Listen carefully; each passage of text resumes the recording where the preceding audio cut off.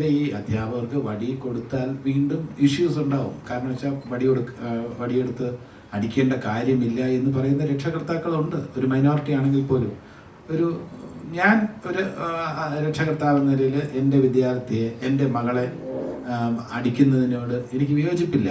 ഒരു ചൂരിലെടുത്ത് രണ്ട് അടി കൊടുക്കുന്നതിനോട് ഞാൻ ഒന്നുകൂടെ പറയാതെ, ഒരു രക്ഷകർത്താവെന്ന നിലയിൽ എൻ്റെ മകളെ ഒരു അധ്യാപകൻ അടിക്കുകയാണെന്നുണ്ടെങ്കിൽ അതിനോട് എനിക്ക് വിയോജിപ്പില്ല. പക്ഷേ അത് മാത്രമാണ് വഴി എന്ന് പറയാൻ പാടില്ല. ഇപ്പോൾ ചൂരലുമായിട്ട് വരുന്ന അധ്യാപകൻ ആ വടിയുടെ സ്ഥാനം നഷ്ടപ്പെട്ടിരിക്കുകയാണ്, അതിൻ്റെ ആവശ്യമില്ല എന്ന് വാദിക്കുന്നവരുണ്ട്. എന്നാൽ പഴയതുപോലെ ആ വടി വേണമെന്ന് വാദിക്കുന്നവരുമുണ്ട്. ഇതൊക്കെ ഒരു അന്തരീക്ഷം അനുസരിച്ച്, ആ സ്കൂളിൻ്റെ അറ്റ്മോസ്ഫിയർ അനുസരിച്ച്, ആ സ്കൂള് പിന്തുടർന്ന് വരുന്ന വഴികൾ അനുസരിച്ച് ചെയ്യാം എന്നുള്ളത് കവിഞ്ഞ് വടി 100% ഉപേക്ഷിക്കണം, അല്ലെങ്കിൽ വടി തിരിച്ചു കൊണ്ടുവരണം എന്നൊക്കെ പറയുമ്പോൾ ഈ വടി കാരണം അല്പം ഒന്ന് സ്ട്രോങ് ആയിട്ട് അടിച്ചു കഴിഞ്ഞാൽ, മുറിവുണ്ടായി കഴിഞ്ഞാൽ അതും പ്രശ്നമാണ്. അപ്പം അതുകൊണ്ട് അടിയാണോ, വടിയാണോ, വഴക്കാണോ, ശാസനയാണോ, അതോ ബുദ്ധിപൂർവ്വം നല്ല രീതിയിലൊക്കെ പറഞ്ഞ് മനസ്സിലാക്കലാണോ എന്നൊക്കെ ഉള്ള ഒരു കാര്യം അതാത് അധ്യാപകന്റെ രീതി അനുസരിച്ചിരിക്കും. ഇതിനൊക്കെ ഒരു പൊതു നിയമം കൊണ്ടുവരാൻ പറ്റില്ല എന്നാണ് എൻ്റെ പക്ഷം.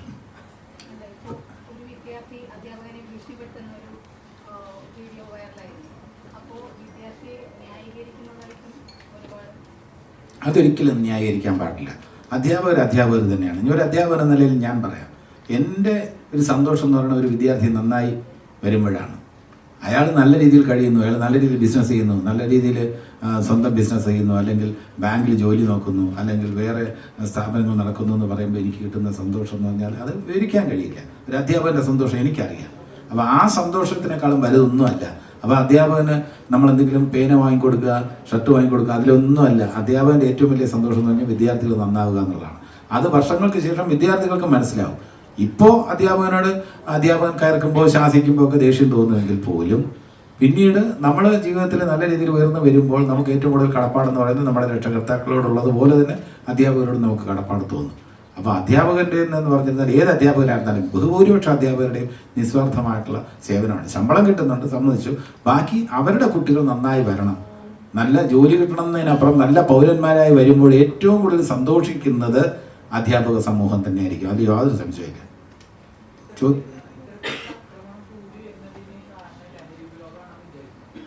അല്ല, ലഹരി വലിയ സ്വാധീനം ചെലുത്തുന്നുണ്ട്, യാതൊരു സംശയമില്ല. ലഹരി എന്ന് പറയുമ്പോൾ ഈ മനുഷ്യൻ്റെ മനസാക്ഷി മരവിക്കുന്ന തരത്തിലുള്ള ചിന്തകൾ കൂടുതൽ വരുന്നത് ലഹരിയുടെ ഇൻഫ്ലുവൻസിലാണ്. അതിൽ യാതൊരു സംശയമില്ല.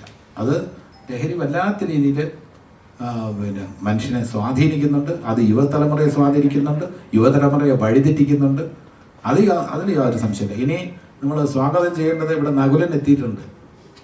നകുലൻ എന്ന് പറയുന്നത് മഹാഭാരതത്തിലുള്ള നകുലൻ്റെ ആ സ്ഥാനത്തിനേക്കാളും ഉയർന്ന സ്ഥാനമാണ് പരിവാർ എന്ന ചിത്രത്തിൽ നകുലൻ നൽകിയിരിക്കുന്നത്. നകുലൻ ഇതിനകത്ത് കഥാപാത്രത്തിൽ നകുലൻ സഹദേവൻ എന്ന് പറഞ്ഞപ്പോൾ അവർ പേഴ്സണലായിട്ട് നകുലൻ്റെ അടുത്ത് സംസാരിച്ചുകൊണ്ടിരിക്കുന്നത് യാദൃശ്യമായിട്ട് ഞാൻ കേട്ടു. എന്താണ് നകുലനും സഹദേവനുമായിട്ടുള്ള വ്യത്യാസം എന്ന് ചോദിച്ചപ്പോൾ നകുലൻ സഹദേവനെക്കാളും ചേട്ടാ കുറച്ചുകൂടെ സുന്ദരനാണ് എന്ന് പറയുന്നത് ഞാൻ കേട്ടു. ആ കാസ്റ്റിങ്ങിലാണ് പ്രശാന്ത് അലക്സാണ്ടർ നകുലനായതും ഞാൻ സഹദേവനായതും. നകുലൻ അവർ വലിയ കയ്യടിയോട് സ്വാഗതം ചെയ്തു. പക്ഷെ ബുദ്ധി കൂടുതൽ സഹദേവനാണ്.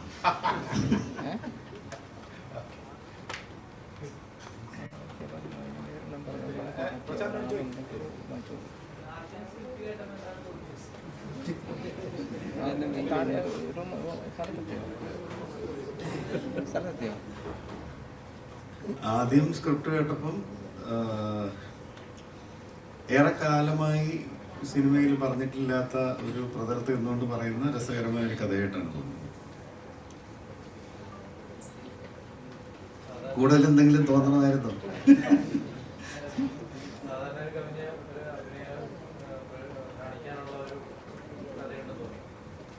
ഇല്ല, അങ്ങനത്തെ ഒരു സിനിമയല്ല ഇത്. മൊത്തത്തിൽ ഇപ്പോൾ ഒരാളെ കോൺസെൻട്രേറ്റ് ചെയ്ത് ഒരാളുടെ അഭിനയപാഠം മൊത്തം പുറത്തെടുത്ത് അങ്ങനെ വരുന്നത് ഒരു സിനിമയല്ല. ഒരു കൂട്ടക്കളിയാണ്. അതിൽ ഇന്ദ്രൻ ചേട്ടനും ജഗദീഷ് ചേട്ടനും ഞാനും പിന്നെ ഇവിടെ നിൽക്കുന്ന എല്ലാവർക്കും അവരവരുടേതായിട്ടുള്ള ഭാഗങ്ങൾ ഇതിനകത്ത് ചെയ്യാനുണ്ട്.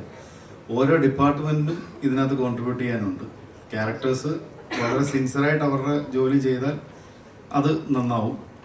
മ്യൂസിക് അതിനെ കോംപ്ലിമെൻ്റ് ചെയ്യും, ആർട്ട് ഡയറക്ഷൻ അതിനെ കോംപ്ലിമെൻ്റ് ചെയ്യും. അങ്ങനെ എല്ലാം കോംപ്ലിമെൻ്റ് ചെയ്ത് വരുമ്പോൾ കാണുന്ന ഒരു രസവും ഭംഗിയുമാണ് ഈ സിനിമയെ ആസ്വാദികരമാക്കുന്നത്. അപ്പോൾ എല്ലാത്തിനും ഉപരി ഡയറക്ടേഴ്സിൻ്റെ വിഷനാണ് പരിവാർ എന്ന് പറഞ്ഞ സിനിമയുടെ രസം.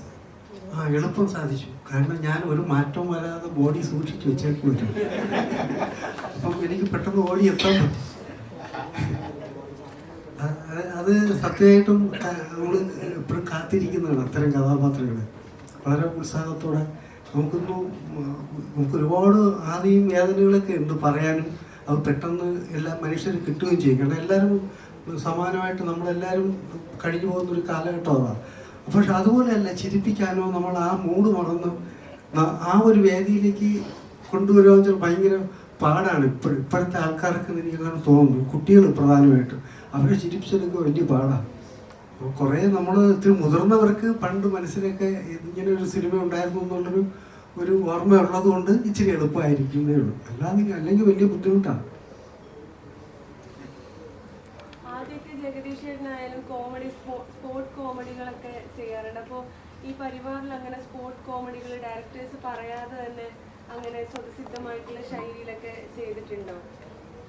അപൂർവം സിറ്റുവേഷൻസിൽ മാത്രം. ഇതിനകത്ത് ഒരു സംഭവം, ഒരു മാനറിസം പോലെ ഒരു സംഭവം ഞങ്ങൾ ആലോചിച്ചിട്ട് ഈ മനസ്സിലായില്ലേ എന്ന് ചോദിക്കുന്ന ഒരു ശൈലിയുണ്ട്. അത് ഞങ്ങൾ ഇംപ്രവൈസ് ചെയ്തതാണ് സംവിധായകരുമായിട്ട് ഇരുന്നിട്ട്. അത് സംവിധായകർ പറഞ്ഞു ആ കഥാപാത്രത്തിൽ അത് എന്ത് പറയുമ്പോഴും മനസ്സിലായില്ലേ എന്ന് ചോദിക്കുന്ന ഒരു രീതി അത് കൊണ്ടുവന്നിട്ടുണ്ട്. അങ്ങനെയുള്ള ഇംപ്രവൈസേഷൻ അല്ലാതെ ബാക്കിയെല്ലാം മിക്കവാറും സ്ക്രിപ്റ്റിൽ തന്നെ അവർ എഴുതി വെച്ചിട്ടുണ്ടായിരുന്നു. അപ്പോൾ അത് അവതരിപ്പിക്കുക എന്നുള്ളത് മാത്രമല്ല, ആ സ്ക്രിപ്റ്റ് ഡീവിയേറ്റ് ചെയ്യുന്നതിൽ വ്യക്തിപരമായി താല്പര്യമില്ലാത്ത രണ്ട് സംവിധായകരാണ് അവർ. കഴിയുന്നതും അത് തന്നെ വള്ളി വ്യത്യാസമില്ലാതെ പറഞ്ഞാൽ നന്നായിരിക്കും എന്ന് പറയുമ്പോൾ അത് നമുക്കൊരു വെല്ലുവിളിയാണ്. അപ്പോൾ നമ്മളൊരിക്കലും അത് മാറണമെന്ന് നമുക്കും താല്പര്യമില്ല. അതേപടി തന്നെ പറയാൻ നമ്മൾ ശ്രമിച്ചിട്ടുണ്ട്.